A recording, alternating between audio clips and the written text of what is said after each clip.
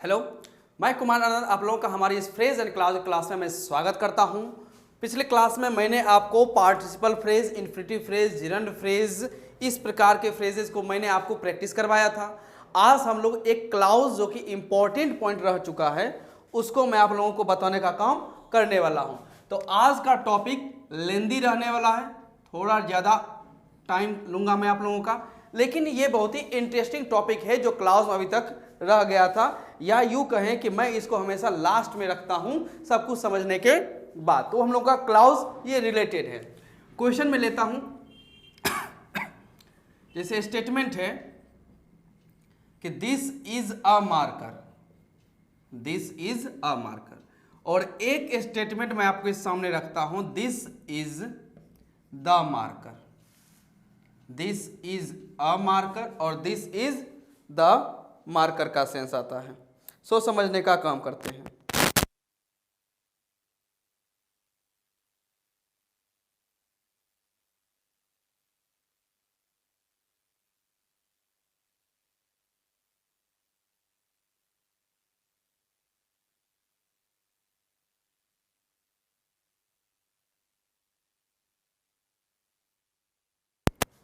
चलिए, यहां कहा गया दिस इज अ मार्कर और this is the marker.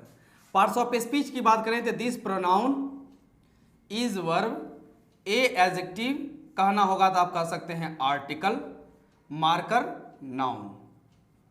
This pronoun is verb, the आप आर्टिकल कहें या एडजेक्टिव कहें, जिसका अपना एक यहां पर नाउन यहां पर मौजूद है।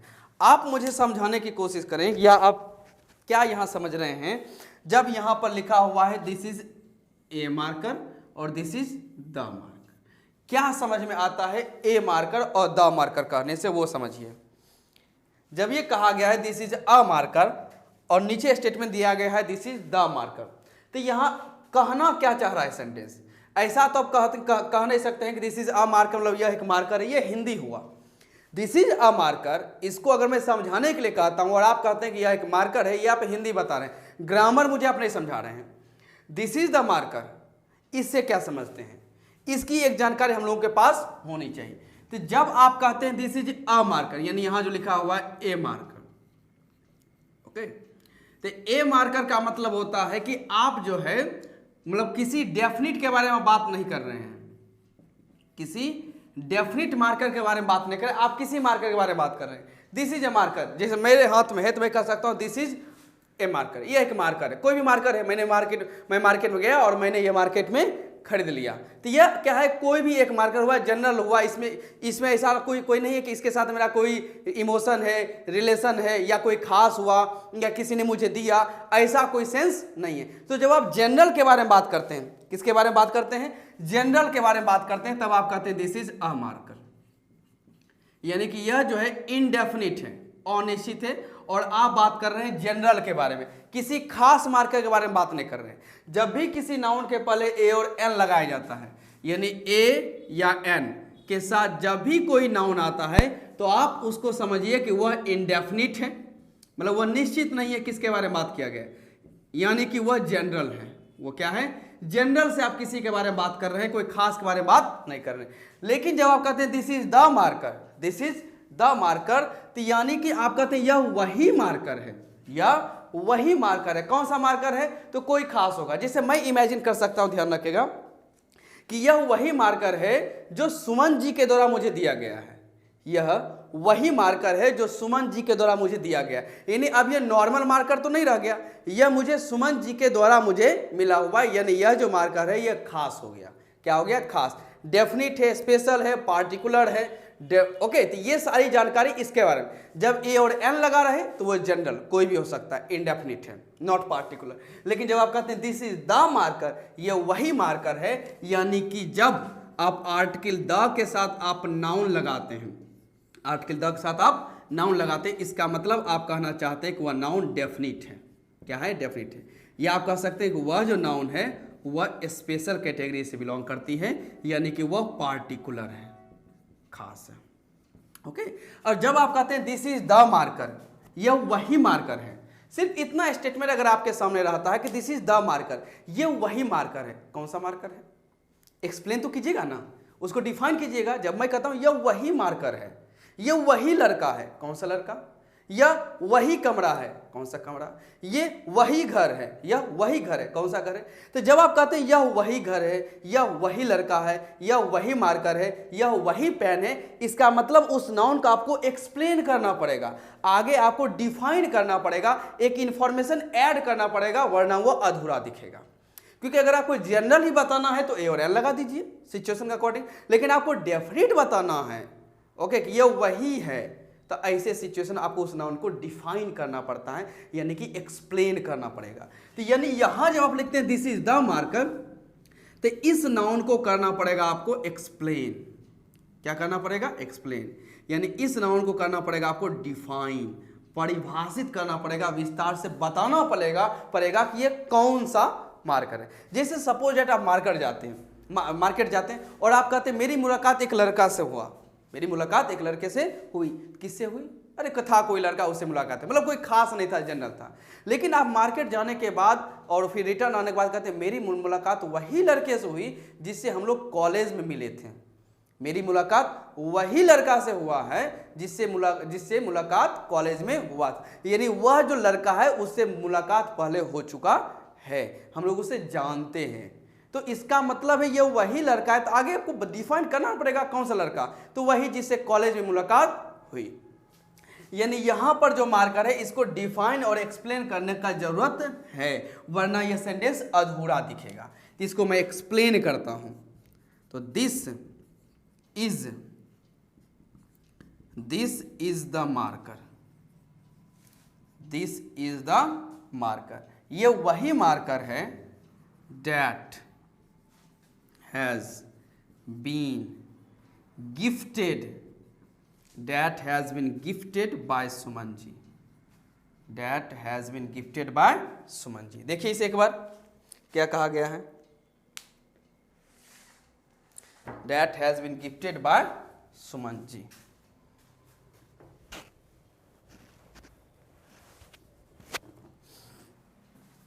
चलिए, तो दिस इज द मार्कर, यह वही मार्कर है, द आर्टिकल है और मार्कर क्या है, ये नाउन है। यहां देखते हैं कि that has been gifted by Suman ji, ये सारा जानकारी किसके बारे में है, इसी मार्कर के बारे में। क्यों लाया गया है ये सारा जानकारी डैट से लेकर सुमन जी तक, क्योंकि इस मार्कर यानी यह जो मार्कर है नाउन है, इसको हमें डिफाइन करना पड़ा। क्या करना पड़ा है, डिफाइन, हमें एक्सप्लेन करना पड़ा, डिफाइन करना पड़ा, यानी कि इंफॉर्मेशन रिक्वायर्ड थी, जरूरत थी, डिफाइन किया गया। और ये जो पूरा आपको डैट से लेके सुमन जी तक आपको जो भी लिखा हुआ है ध्यान रखेगा, इसमें आप देखते हैं कि इज वर्ब है और इसका अपना एक सब्जेक्ट है, यानी यह बन रहा है क्लाउज। क्या बन रहा है, क्लाउज, यानी इस नाउन को एक्सप्लेन करने के लिए हमने लाया है एक क्लाउज। ये क्लाउज क्या कर रहा है, तो ये क्लाउज इस मार्कर को डिफाइन कर रहा है, इसको परिभाषित कर रहा है, यानी इसके बारे में एक्सप्लेनेशन दे रहा है, जानकारी दे रहा है कि कौन सा मार्कर है। तो एक तरह से आप कह सकते हैं आपको यहां पर कि यह जो आपका क्लाउज है जो इस मार्कर से रिलेट कर रहा है, क्या कर रहा है, इस मार्कर से रिलेट कर रहा है। ये जो क्लाउज है ये किससे रिलेट कर रहा है, इस मार्कर से रिलेट कर रहा है। तो ये क्लाउज डिफाइन करने के लिए आया है, किसको डिफाइन कर रहा है, मार्कर को, और यह क्लाउज रिलेट कर रहा है, किससे रिलेट कर रहा है, इसी मार्कर से ये रिलेट करने का काम कर रहा है। तो हम लोग इसे कहते हैं, ध्यान रखेगा, इस क्लाउज को हम लोग कहते हैं डिफाइनिंग, डिफाइन कर रहा है, okay, defining relative clause, defining relative clause हम लोग कहते हैं। क्लाउज है ये, क्लियर है, ये क्या है, क्लाउज है।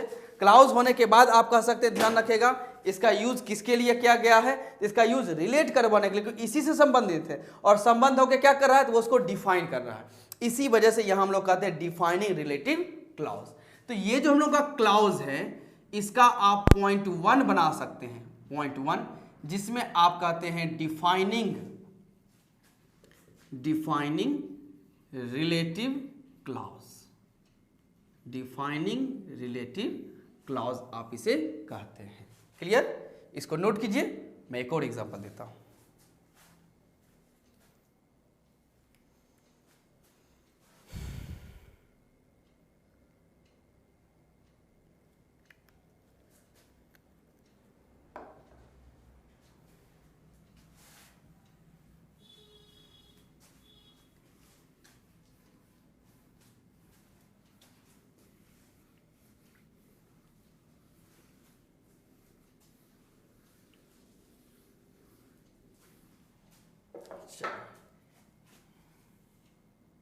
सेंटेंस नंबर सेकेंड हम लोग देखने का काम करते हैं इसी डिफाइनिंग रिलेटिव क्लॉज में।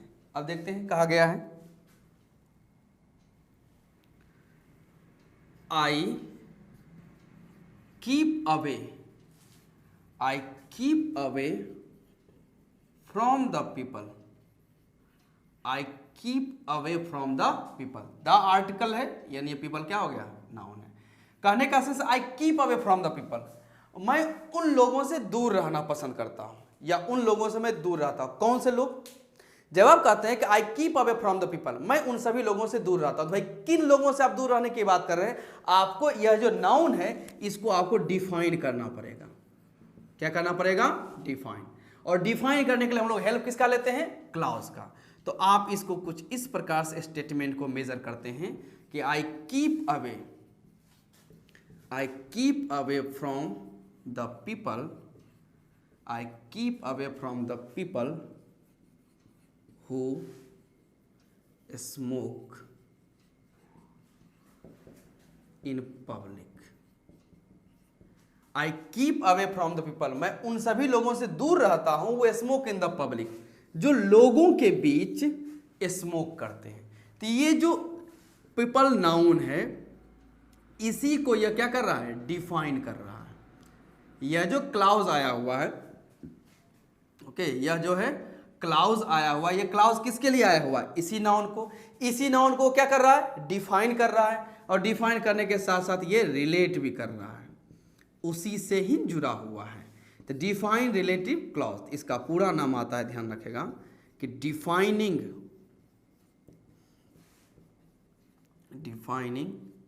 रिलेटिव क्लॉज, इसका ये नाम है। Clear? Example number third move करते हैं, इसको नोट कीजिए।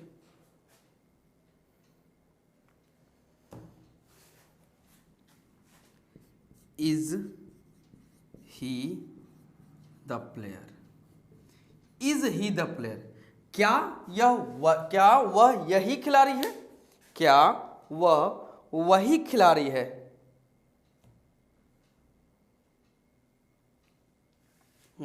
क्या वह वही खिलाड़ी है? कौन सा खिलाड़ी है? यानी इसको भी आपको करना पड़ेगा एक्सप्लेन। तो एक्सप्लेन में करता हूं, is he the player, is he the player, क्या ये वही खिलाड़ी है? हु बैग्ड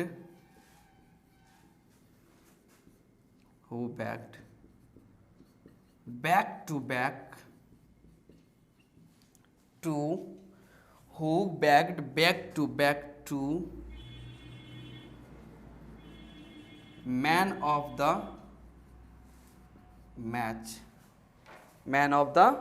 match awards, यहीं में लिख देता हूँ man of the match awards, last में क्वेश्चन मार्क।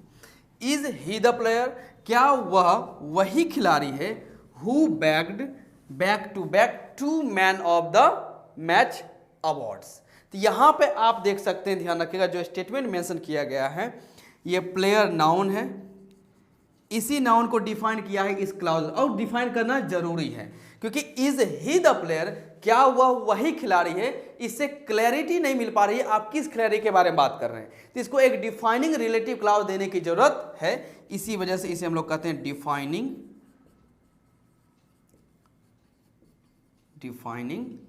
रिलेटिव। नोट कर सकते हैं, तो ये रहा आपका डिफाइनिंग रिलेटिव क्लॉज। यानी कि आपको एक नाउन दिया जाएगा और स्टेटमेंट के अकॉर्डिंग आपको उस नाउन को करना पड़ेगा एक्सप्लेन, और अगर आप एक्सप्लेन नहीं करते हैं तो उसको लेकर वह जानकारी अधूरी रह जाती है। तो हमें एक क्लॉज देना पड़ता है जो डिफाइन करता है और साथ साथ रिलेट करता है, इसी वजह से हम लोग इसे कहते हैं डिफाइनिंग रिलेटिव क्लॉज। ये रहा हम लोगों का पॉइंट नंबर 1। मूव करते हैं पॉइंट नंबर 2 में, नोट कीजिए इसे आप।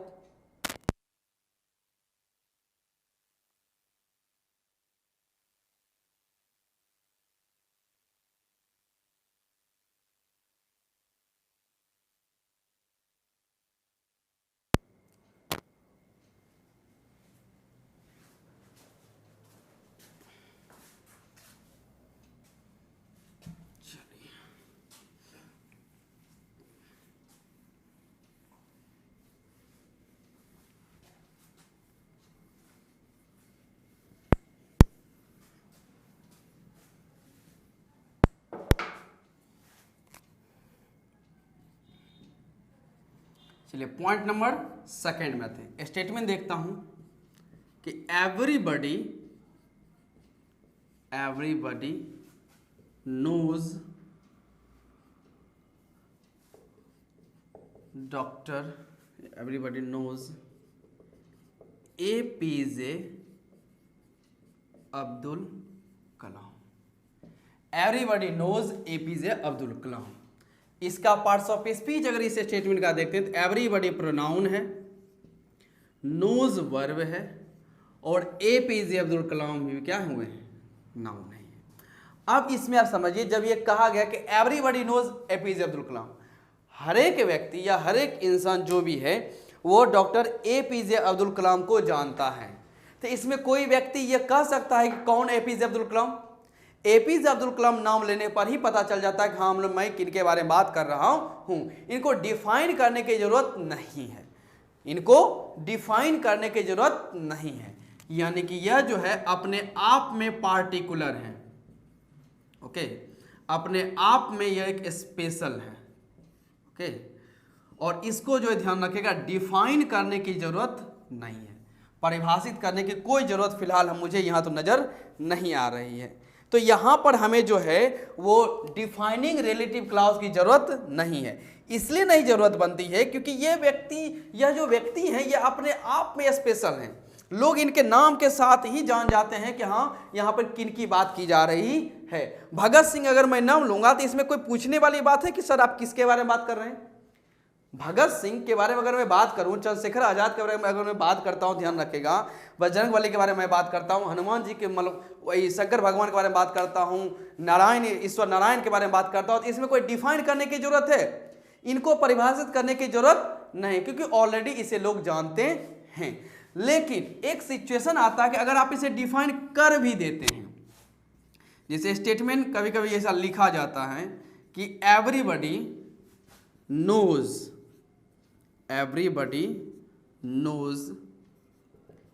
APJ Abdul Kalam. Everybody knows APJ Abdul Kalam who is called the missile man, who is called the missile man। अब इसमें आप देखिए इसमें क्या स्टेटमेंट दिया गया है। जब ये कहा गया कि एवरीबडी नोज APJ अब्दुल कलाम, तो ये नाउन है, इनको डिफाइन किया गया है who is called the missile man, जिन्हें मिसाइल मैन कहा जाता है। तो यह जो है अपने आप में यह क्लाउज है, इसमें कोई शक नहीं है, और यह रिलेट भी कर रहा है। किससे रिलेट कर रहा है? APJ अब्दुल कलाम से ही रिलेट कर रहा है। लेकिन आप बताइए यहाँ जो क्लाउज रिलेट करवाने के लिए लाया गया है, क्या इस क्लाउज को APJ अब्दुल कलाम के लिए कोई जरूरी था? क्या डिफाइन करने की हमें कोई जरूरत था? तो ये अपने आप में पार्टिकुलर है, स्पेशल, हमें डिफाइन करने की जरूरत नहीं थी। लेकिन आपने फिर भी एक रिलेटिव क्लॉज लगा दिया है। क्या दिया? लगा दिया है। तो इसे हम लोग कहते हैं, क्योंकि डिफाइन करने की जरूरत नहीं है इसलिए इसे हम लोग कहते हैं नॉन डिफाइन रिलेटिव क्लॉज। यानी यह जो क्लॉज है इसको हमें डिफाइन करने की जरूरत थी ही नहीं, इसी वजह से यह जो क्लॉज बन के आता है इसे हम लोग कहते हैं नॉन डिफाइनिंग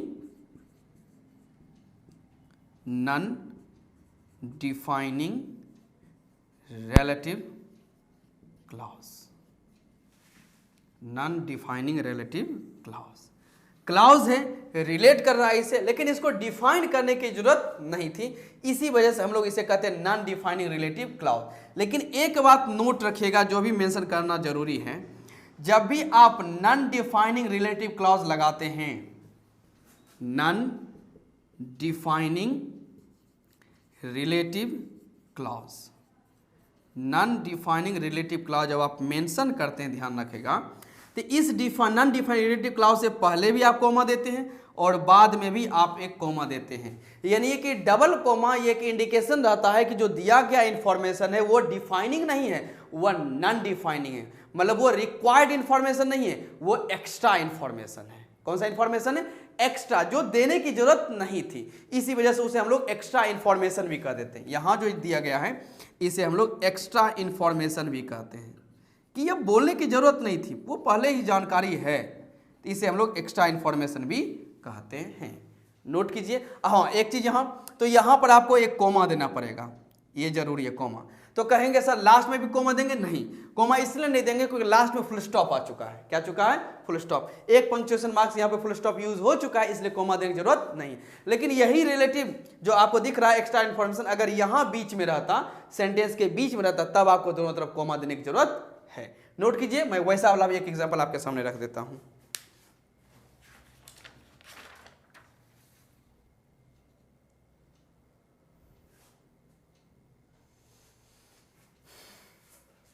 चलिए देखते हैं एक और एग्जांपल।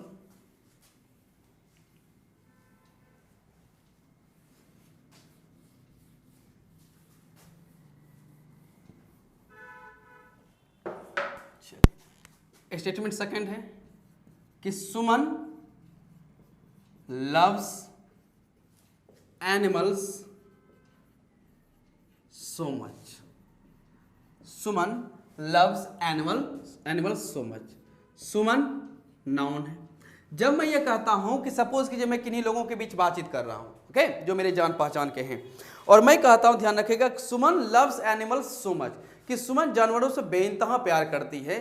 तो इसका मतलब जब मैंने सुमन नाम ले लिया, अगर मैं कहता कि वह लड़की, ओके, या एक लड़की है जो जानवरों से बहुत ज्यादा प्यार करती है, तो आप पूछते कौन सी लड़की, तब मैं आगे बताता, उसका नाम बताता, एड्रेस कुछ बताता। लेकिन मैंने यहाँ पहले ही मेंशन कर दिया कि मैं सुमन के बारे में बात कर रहा हूँ। और सुमन जो है, ध्यान रखिएगा, आप अगर जानते हैं, जरूर जानते हैं, तो यह पार्टिकुलर नाउन है। सर क्या कहते हैं? Proper noun. प्रॉपर नाउन व्यक्तिवाचक संज्ञा कहते हैं। और प्रॉपर नाउन कहा जाता है कि यह अपने आप में पार्टिकुलर यानी कि खास होता है। क्या होता है? खास होता है, यानी कि ये इसको डिफाइन करने की कोई जरूरत नहीं है। जब मैंने नाम ले ही लिया कि सुमन, तो फिर इसको डिफाइन करने की कोई जरूरत नहीं है। लेकिन सपोज दैट कीजिए एक क्लाउज इसके लिए रख दिया जाता है, डिफाइन करने की जरूरत तो है नहीं, लेकिन एक क्लाउज इसके लिए एक रख दिया जाता है, तो रख देते हैं, उसको लोग नॉन डिफाइनिंग रिलेटिव क्लाउज कह देते हैं। स्टेटमेंट देखते हैं कि Suman who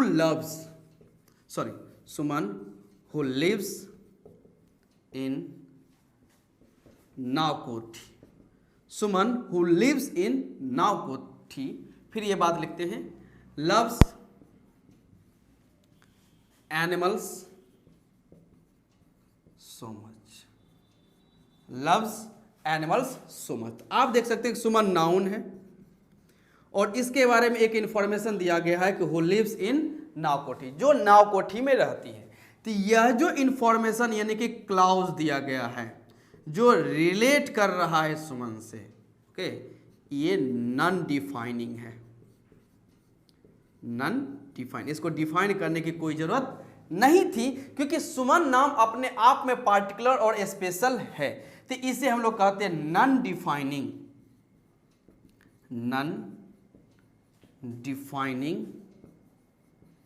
relative clause. Non defining relative clause इसे हम लोग कहते हैं। और जब आप बात करते हैं नॉन डिफाइनिंग रिलेटिव क्लॉज को, तो इसके आगे मतलब दोनों तरफ आपको कोमा पुट करना पड़ता है। तो यहां आपको मेंशन करना पड़ेगा Suman comma who lives in Naokothi, यहां comma loves animals so much कहते हैं। इसे आप एक्स्ट्रा इंफॉर्मेशन भी कह सकते हैं, एक्स्ट्रा इंफॉर्मेशन भी हम लोग इसे कहते हैं। तो ये था आपका डिफाइनिंग और नॉन डिफाइनिंग रिलेटिव क्लॉज। जब आपके पास नॉन डिफाइनिंग रिलेटिव क्लॉज हो तो उसको कोमा के अंदर रखें, लेकिन वही डिफाइनिंग रिलेटिव क्लॉज को हम लोग कोमा के अंदर रखते ही नहीं है, क्योंकि वह एक रिक्वायर्ड इंफॉर्मेशन होता है, जरूरी इंफॉर्मेशन होता है, जबकि ये एक्स्ट्रा रहा। नोट कर सकते हैं इसे।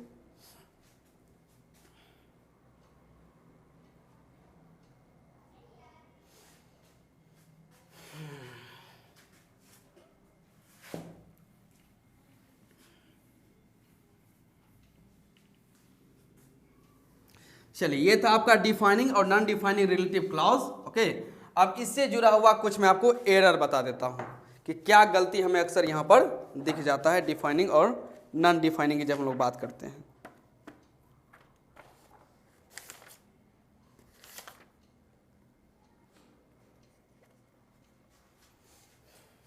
चलिए, एरर देख लेते हैं। ओके चलिए,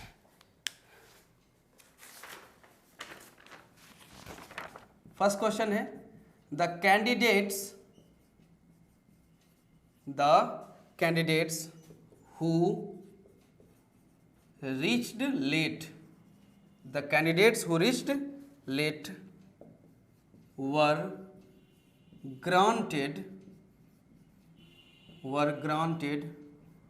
a grace time of 10 minutes, were granted a grace time of 10 minutes। खोजिए इसमें गलती क्या है, सेकंड में आते हैं। अर्चना which has been gifted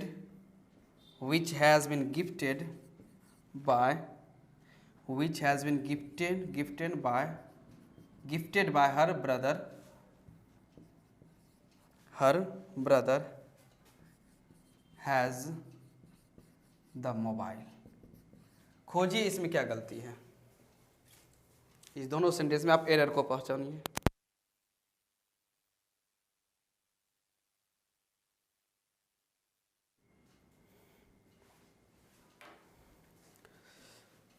चलिए इसमें समझते हैं। क्या कहता है, the candidates who reached late were granted a grace time of 10 minutes. अब यहां देखते हैं द आर्टिकल है, कैंडिडेट्स नाउन दिया गया। अब यहां देखते हैं कहा जाकर द कैंडिडेट्स, वे सभी कैंडिडेट्स हु रीच्ड लेट, जो लेट पहुंचे, were granted a grace time of 10 minutes, उन्हें 10 मिनट्स का एक्स्ट्रा टाइम दिया गया है। तो यहां जो कैंडिडेट्स थे, अगर आप ये इंफॉर्मेशन नहीं देते हैं, जैसे कहा जाएगा कैंडिडेट्स को 10 मिनट एक्स्ट्रा टाइम दिया गया है या ग्रेस टाइम दिया गया है, तो आप पूछेंगे ना किस कैंडिडेट्स को, सभी कैंडिडेट्स को तो दिया नहीं जाएगा। तो यानी यहां जो आपको कैंडिडेट्स नाउन दिया हुआ है, इसको डिफाइन करने की जरूरत है। यानी यहां जरूरत है हमें डिफाइनिंग रिलेटिव क्लॉज की। यहां जरूरत हमें किसकी, डिफाइनिंग रिलेटिव क्लॉज की। और जब आप डिफाइनिंग रिलेटिव क्लॉज के बारे में बात करते हैं तो यहां कोमा नहीं दिया जाता है। यहां जो आप देख रहे हैं दोनों तरफ कोमा दिया हुआ, यह कोमा क्या है, गलत है। यानी कि यह कोमा देने की जरूरत नहीं। यानी डिफाइनिंग रिलेटिव क्लॉज में नीड नो कोमा, किसी कोमा की हमें जरूरत नहीं होती है।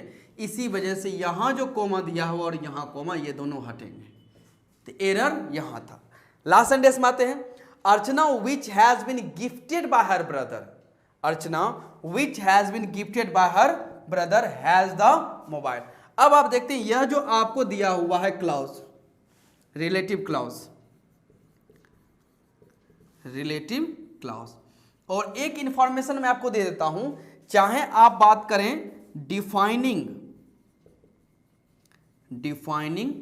रिलेटिव क्लॉज की आप चर्चा करते हैं, ओके, या आप कहते हैं कि यह नॉन डिफाइनिंग रिलेटिव क्लॉज है, नॉन डिफाइनिंग, ओके, या बात करते हैं नॉन डिफाइनिंग रिलेटिव क्लॉज के बारे में बात करते हैं।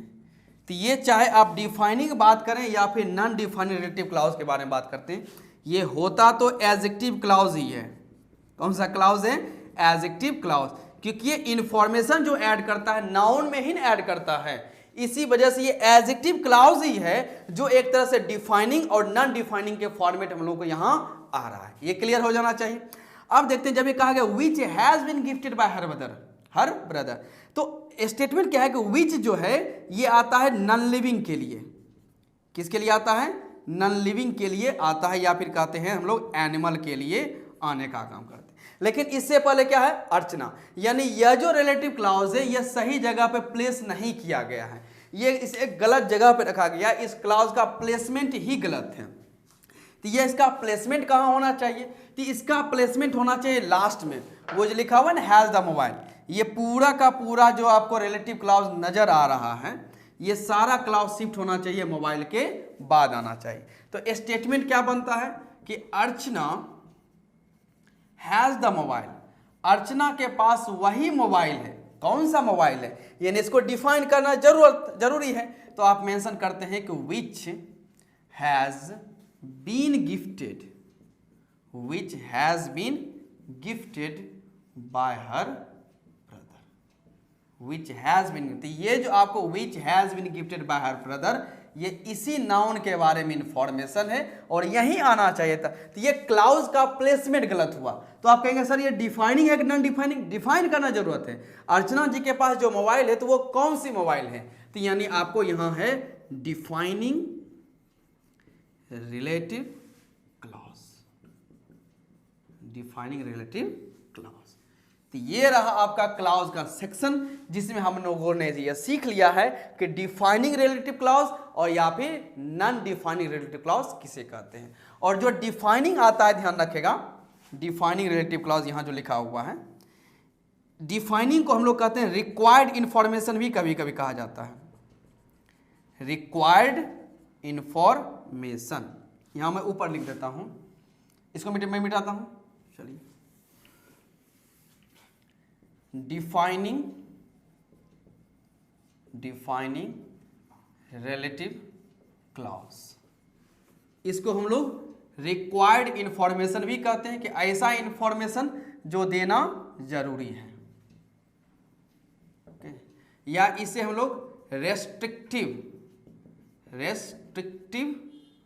रिलेटिव क्लॉज भी कहते हैं, रेस्ट्रिक्टिव रिलेटिव क्लॉज भी हम लोग इसका नाम रखते हैं। वहीं जो हम लोग के सामने आ जाता है नॉन डिफाइनिंग रिलेटिव क्लॉज जो हम लोग कहते हैं, तो इसे हम लोग कहते हैं एक्स्ट्रा इंफॉर्मेशन, क्योंकि डिफाइन करने की जरूरत थी नहीं, फिर भी आपने लगाया तो कोई ठीक नहीं है, उसे हम लोग कहते हैं एक्स्ट्रा इंफॉर्मेशन कहते हैं। और इसे हम लोग कहते हैं नॉन रेस्ट्रिक्टिव रिलेटिव क्लॉज लिख सकते हैं इसे। चलिए, तो आज की क्लास में मेरे द्वारा आपको यही इन्फॉर्मेशन देना था। क्लास में मैंने आपको इसी के लिए मैंने ये क्लास करवाया था, जो हो चुका है कंप्लीट, ओके। इसका इन्फॉर्मेशन या इसका हो सकता है हम लोग को प्रैक्टिस करना पड़ेगा 20 क्वेश्चंस का, वो जरूरी है। तो मिलते हैं अगले क्लास में उसके लिए, तब तक के लिए आप इस टॉपिक को समझें और फ्रेज क्लॉज की जो क्लास चल रही है इसको आप अच्छे से एंजॉय करें, समझें, नोट्स को रिवाइज करें। कोई डाउट हो तो आप कमेंट बॉक्स में कमेंट करके पूछ सकते हैं, या आपके पास अगर मेरा डायरेक्ट कॉन्टैक्ट है तो आप डायरेक्ट कॉन्टैक्ट कर सकते हैं। Thank you so much.